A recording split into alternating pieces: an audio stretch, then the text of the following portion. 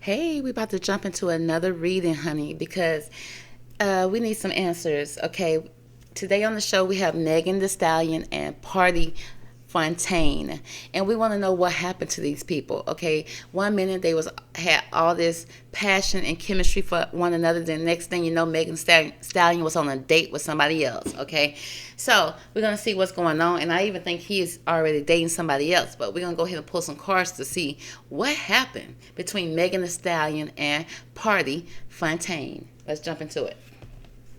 Let's jump straight into the reading and see what's going on. What happened between these folks? Now let's get Megan's side of the story first, okay? Megan, you give me your side, and then we're gonna get Pardi's side, okay? Megan, what's your side of the story? What happened between you and Pardi? Okay, all right. Thank you, girl. What happened, Pardi? Okay. Okay, we got it. Oh, okay. All right. Okay. I thank you. And I think we need to go ahead in the middle and get the truth. What happened? What's the energy between the both of them? Okay. What is the in between truth, or the whole truth and nothing but the truth? All right. Thank you. Okay. All right, we got the cards out here. So Megan said, okay, this is what Megan said. Megan said she was feeling like it was hard to fit in when it came to him, or maybe he was having a hard time fitting in. Okay, and feel like caught in the middle of stuff. She was caught in the middle of between, I guess, old ends and young ends, honey. She said she was stuck in the middle. Okay, and she had to walk away. Okay, I'm feeling like stuck in the middle. Why? Because she felt like she was being breadcrumbed. Okay. Okay, girl. So he wasn't even giving you the whole piece of bread, just breadcrumbing you. That's wicked. Avoiding making any real effort. She said he wasn't doing anything, making any real efforts at all. Keeping one's options open. He was non-committal and he played mind games. Oh, okay. Okay, talk your shit. Okay, let's move on. And the fear of missing out. Fear of missing opportunities, feeling pressured, and choices. So I feel like right here, with this card, I feel like there was some type of pressure that was applied here.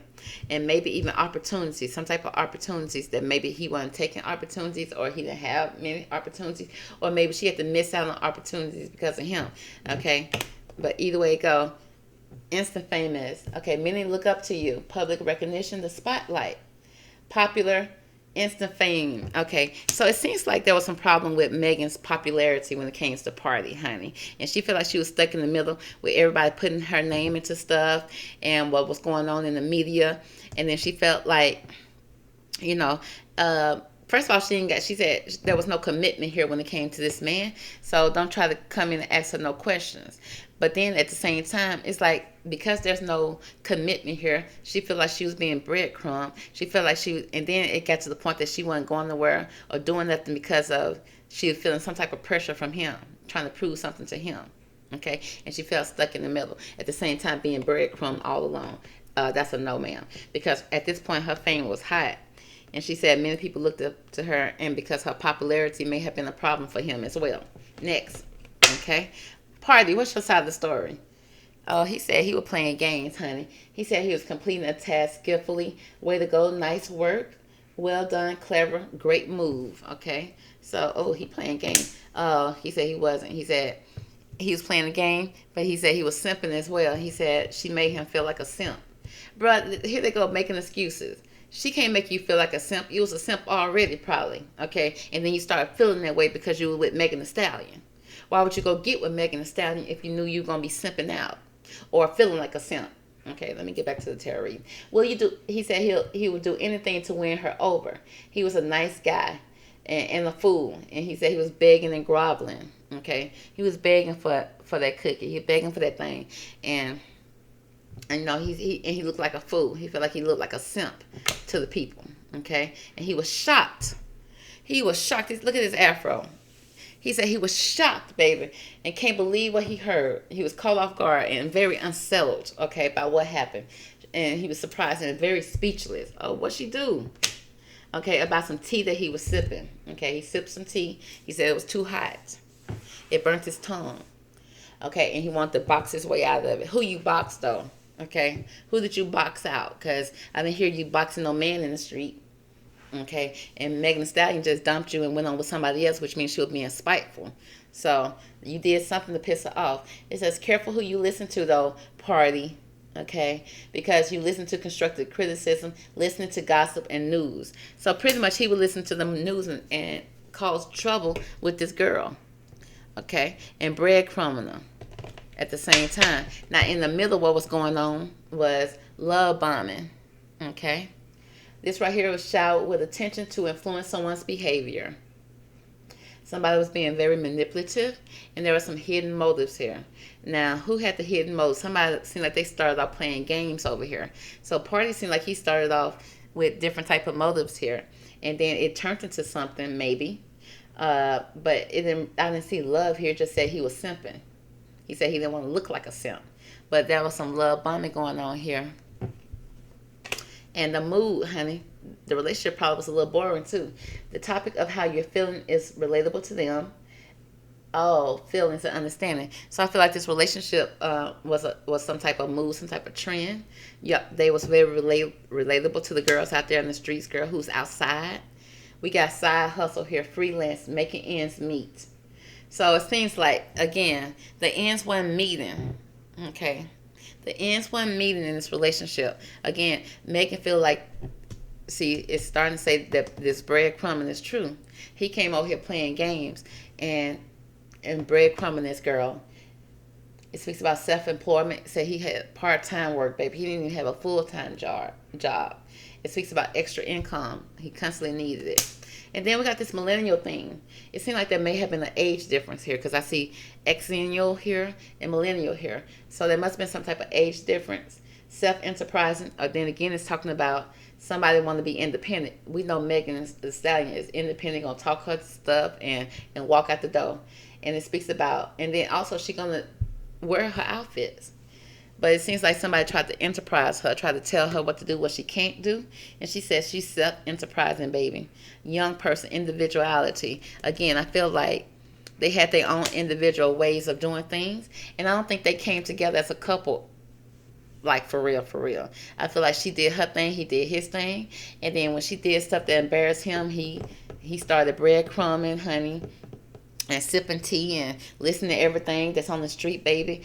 And he was shocked. And then he told me he ain't gonna be looking like a simp in these streets. And she was like, well, honey, go ahead anyway, because I'm tired of being controlled. I'm tired of you trying to tell me what to wear. I'm tired of all that and being breadcrumb. And then you working part-time.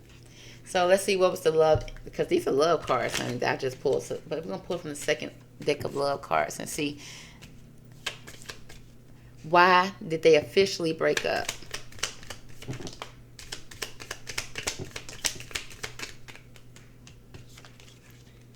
I feel like all the cards wanted to come out. But the first cards came out. We got mirroring each other. Again, they both two individuals. I don't feel like they came together as a union. They did their own thing. It was like mirroring each other. She talk her stuff, he talk his. She walk away, he walk away. It's like that. And it's like they were reflecting each other's wounds, okay, in this relationship. Also speaks about they had some happy times here. Paradise, happiness, expansion, joy, playfulness, oneness, and enjoying each other. So they really had a lot of fun together, it's showing. And a lot of passion. Insane chemistry to the point it drove them crazy.